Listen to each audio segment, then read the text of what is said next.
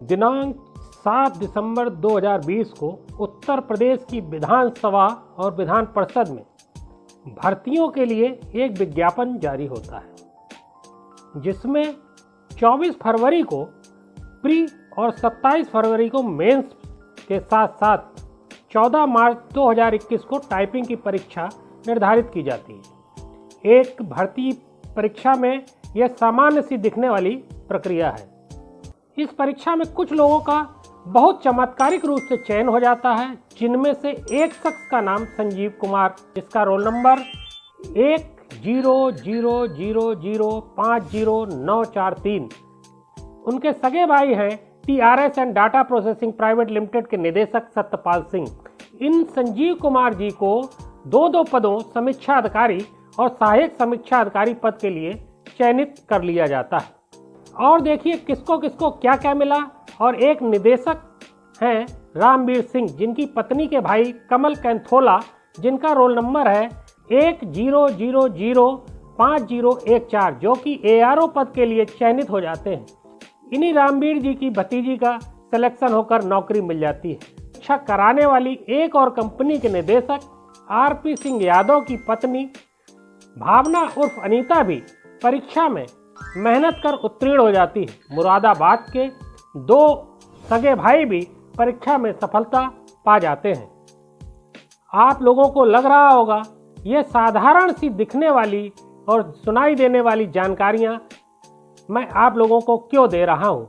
ये साधारण सी दिखने वाली जानकारियां नहीं, उत्तर प्रदेश सरकार की नाक के नीचे होने वाले सबसे बड़े चमत्कार की मात्र वानगी भर हैं। नमस्कार, मैं हूं अमित कुमार। आप देखना शुरू कर चुके हैं खोज खबर। अगर आप पहली बार हमारा चैनल देख रहे हैं तो सब्सक्राइब करें और घंटी जैसी आकृति को जरूर क्लिक करें, जिससे लगातार हमारे वीडियो आप तक पहले से पहले पहुंचते रहें। और अगर वीडियो अच्छा लगता है तो लाइक और शेयर ज़रूर करें, जिससे आपके अन्य साथियों को भी ये वीडियो प्राप्त हो सके। आपकी 2 मिनट की ये मेहनत हमारी ताकत है। अब आते हैं, मैंने इसे चमत्कार क्यों कहा, क्योंकि भ्रष्टाचार तो मैं कह नहीं सकता, क्योंकि भ्रष्टाचार तो अपराध है और वह योगी सरकार में हो भी नहीं सकता, तो फिर यह सिर्फ चमत्कार की ही श्रेणी में आएगा। अभी जिन चयनित परीक्षार्थियों और उनके रिश्तेदारों का नाम मैंने बताया है, उसमें खास क्या है तो जान लीजिए। ये उन्हीं कंपनियों के निदेशक हैं जिन पर परीक्षा संपन्न कराने का उत्तरदायित्व था। और तो और, जबकि कड़े नियमों के साथ यह स्पष्ट था कि कंपनी निदेशकों के परिवार व रिश्तेदार परीक्षा में ना तो शामिल हो सकते हैं, ना ही इस परीक्षा से किसी प्रकार का संबंध रखेंगे। इसके बावजूद भी ये सब होता रहा। अभी तो आप और चौंक जाएंगे जब आपको ये पता चलेगा कि इस परीक्षा को संपन्न कराने वाली कंपनियों पर 2018 के पंचायत अधिकारियों की भर्ती में किए गए घपलों में SIT द्वारा मुकदमा करने के साथ साथ निदेशकों को जेल तक भेजने के बाद खुद हाई कोर्ट ने इन कंपनियों की निष्ठा को संदेहास्पद मानते हुए भविष्य में भर्ती प्रक्रिया से वंचित रखने के सख्त आदेश उत्तर प्रदेश सरकार को दिए थे। असली खेल तो उस दिन ही शुरू हो गया था जिस दिन एक कंपनी छात्र शक्ति इन्फो सॉल्यूशन प्राइवेट लिमिटेड का 1 लाख रुपए की पेड अप कैपिटल के साथ 8 मार्च 2019 को रजिस्ट्रेशन हुआ था। उसके अगले साल ही केंद्रीय nodal agency broadcast engineering consultant India limited उसे बिना किसी अनुभव के सचिवालय जैसे महत्वपूर्ण जगहों की भर्ती के लिए नामित कर लेती है। आपको लग रहा होगा इस पूरी प्रक्रिया में कंपनियों ने अपना खेल कैसे सेट कर लिया, तो जान लीजिए सारा खेल टाइपिंग की परीक्षा में दिखाया गया। जिस टाइपिंग की परीक्षा में कुल 125 शब्द टाइप करने थे, उसमें कई अभ्यर्थियों को तो 200 से अधिक अंक भी दिए गए। आप भी कुछ उदाहरण सुन लीजिए।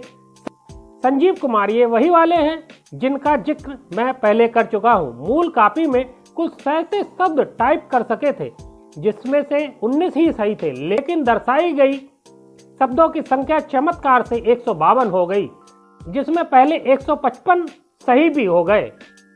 ऐसा ही कमाल कमल कंथोला जी के साथ भी हुआ, जो मूल कॉपी में कुल 58 शब्द ही टाइप कर पाए थे, लेकिन चमत्कार के साथ ये शब्द संख्या 155 हो गई।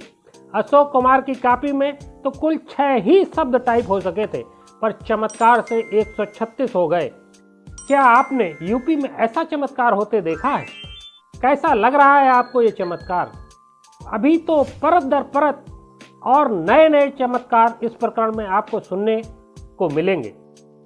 पूरे खेल का असली समय तो नतीजा बताने का होता है। नतीजा बताने में भी चमत्कार कुछ कम नहीं हुआ। नतीजे को विधानसभा की एक दीवार पर चस्पा कर दिया गया था। ऐसा शपथ पत्र में विधानसभा सचिवालय के द्वारा न्यायालय को बताया गया।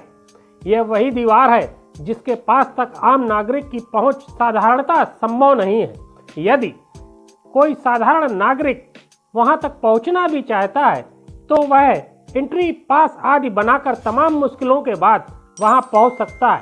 वैसे नतीजों को अभ्यर्थियों के मोबाइल पर केवल उन्हीं का नतीजा बताने की भी व्यवस्था की गई थी और नतीजे बताए भी गए। सचिवालय में की गई 100 भर्तियों की तो कोई जानकारी ही नहीं दी जा रही थी। यह जानकारी गोपनीयता का हवाला देकर अभ्यर्थियों से सार्वजनिक नहीं की जा रही थी, जबकि कुल रिक्त दर्शाए गए पदों से ज़्यादा संख्या में लोगों को भर्ती भी कर लिया गया था।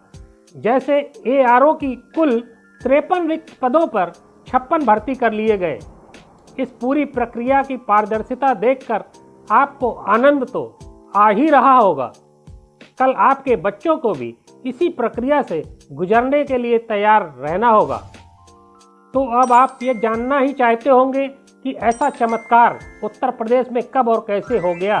तो बताता चलूं, यह भर्तियां तत्कालीन विधानसभा अध्यक्ष हृदय नारायण दीक्षित और विधान परिषद के सभापति रमेश यादव जी के कार्यकाल में संभव हो सकी थी। अब न्यायालय ने तकरीबन 200 भर्तियों की पड़ताल देश के सबसे बड़ी जांच एजेंसी CBI के सुपुर्द कर दी है और CBI को 6 हफ्तों में इसकी जांच रिपोर्ट न्यायालय को सौंपने का आदेश भी दिया है। पूरे प्रकरण में भर्तियों में हुई अनियमितताओं के मुद्दे को उठाने का पूरा श्रेय एडवोकेट विपिन कुमार सिंह को जाता है, जिनकी याचिका पर उच्च न्यायालय में सुनवाई हो रही है। अगर आप चाहते हैं इस खबर व अन्य खबरों की जानकारी आप तक लगातार पहुंचती रहे, तो आप हमारे चैनल को सब्सक्राइब करें, वीडियो को लाइक करें, शेयर करें।